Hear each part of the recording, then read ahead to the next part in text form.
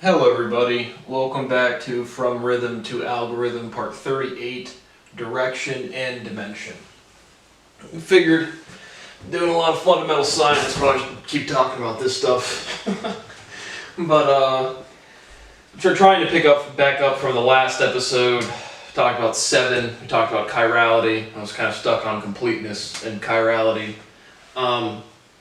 But just there are no closed systems, so what does completeness apply to? And it's locality. Somehow we can just define a locally independent system. Again, we're all, right, everything in this room is subject to the gravitational field of the Earth.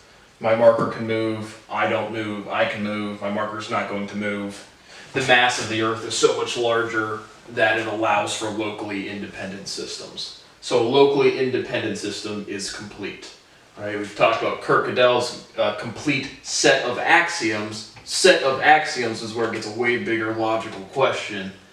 And I think it's provably, I think that's correct, provably correct.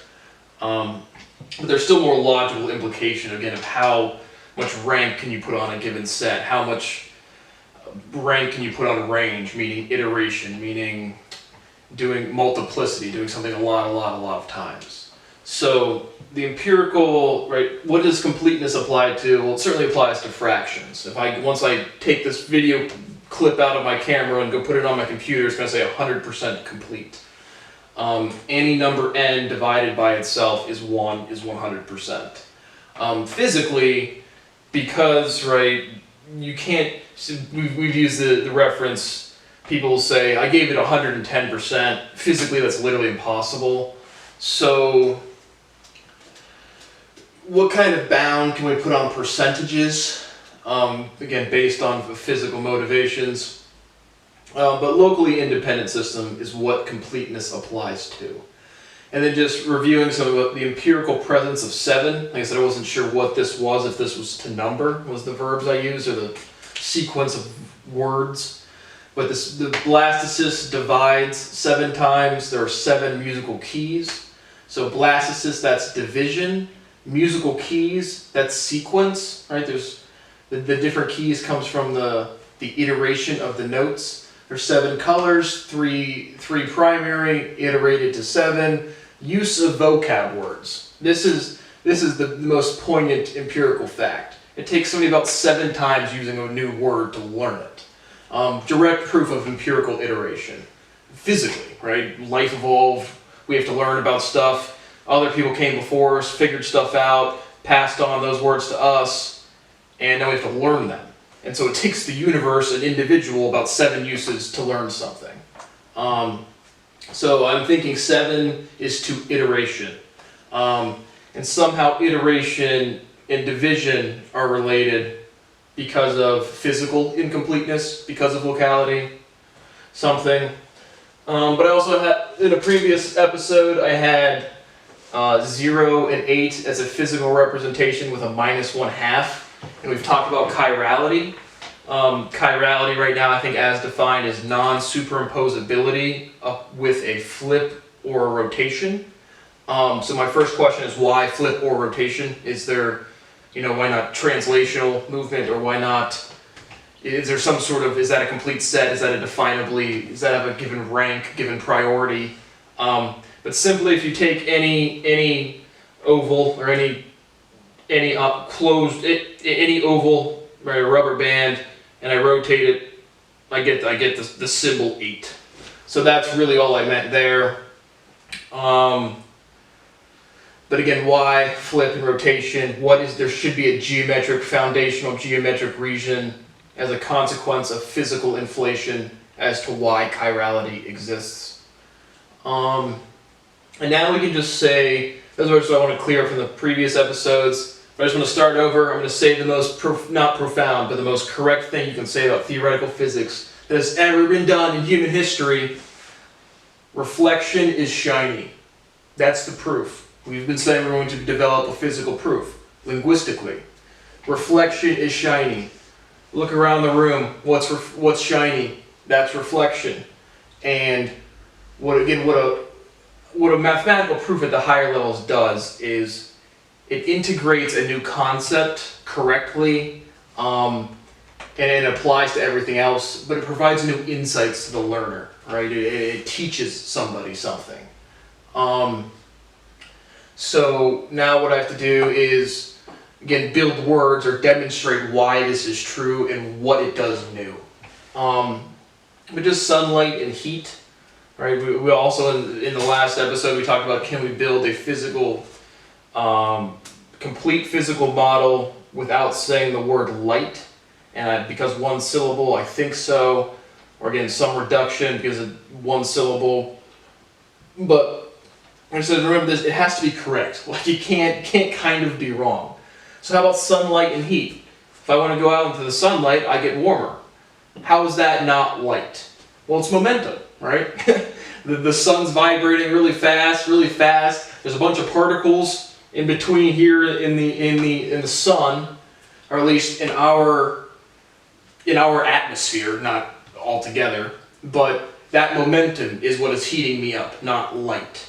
Don't know what to do past that right now. But those are the physics I wanted to cover, and now we'll try to take a step back and talk again about physical motivations for mathematical operators and mathematical sequences and numbers and stuff. Let me start over. So now just again exploring this idea of syllability. How many syllables does a word have? How is that a consequence of physical evolution? And what further progress can we make? So I just have up here syllability, logic, and word forms. It is not clear to me personally right now today. Again, what's the difference between a noun and a verb? Is it the order? Is it the rank of the word? Like if there's 5 words in a sentence, is it always the third word? Is right? Vibration's a noun. Vibrate is a verb. Vibration 4. Vibrate 3 syllables. So our verbs typically have less syllability than nouns. But how about 2 other words, right? Vibration and vibrate, clearly just different forms of the word. But multiplicity, multiplication. Multiplicity, 5 syllables. Multiplication, 5 syllables. Both nouns. What's the logical difference? I mean, clearly the same, just changing the suffix, but those are still nouns and those are the same amount of syllables. Division. How about, let's play a game. We'll say different words for the different mathematical operators. Add, contribute, subtract, separate, take away, multiply.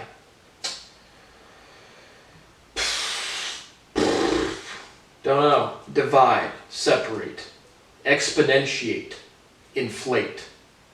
So I don't have another word for multiply right now.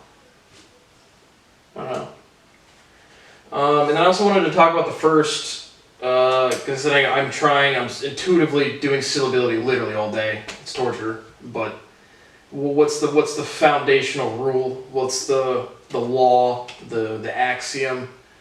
But so now, like 1 too many, we've proven those aren't numbers.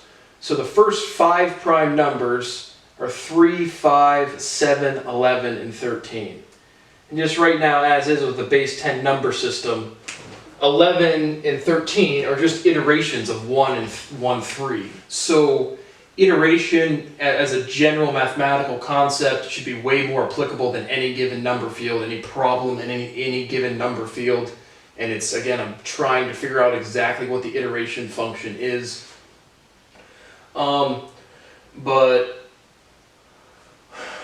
Right, prime numbers are indivisible. If you can't divide something, it's complete. It's, right, okay, I have a marker. I want to multiply this marker.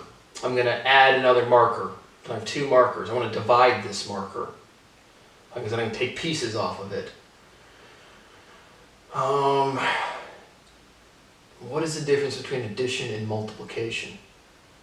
Multiplication is a factor. Scalars are factors. Maybe multiplication is iteration. There it is. Multiply, iterate. There it is. Add, contribute, subtract, take away, too many words, multiply, iterate. That's exactly what I've just done.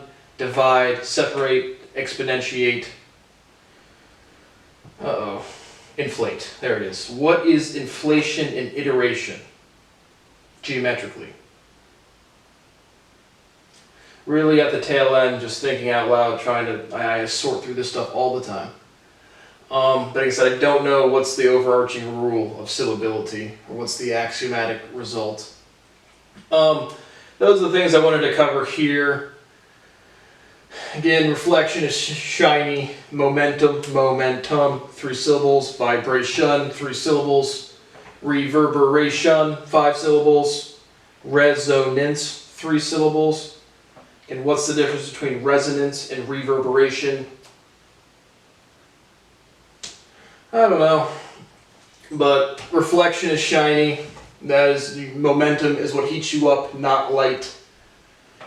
And 7 is definitely some sort of result of iteration.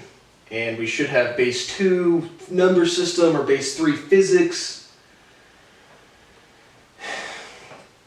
But yeah, that's what I wanted to say there. I was going to talk about a couple other just like number theory problems, like maybe like the twin prime conjecture, maybe Riemann-Moore. But these are all just, again, these are subset problems.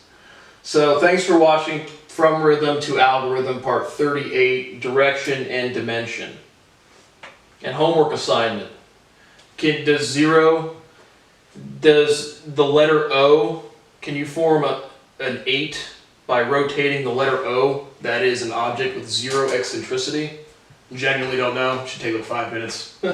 So I gave you some homework assignments for today. First homework assignment in 38 lectures, or probably like 55 lectures in a brand new math subject. So I hope you guys can figure that out. See you on the next episode.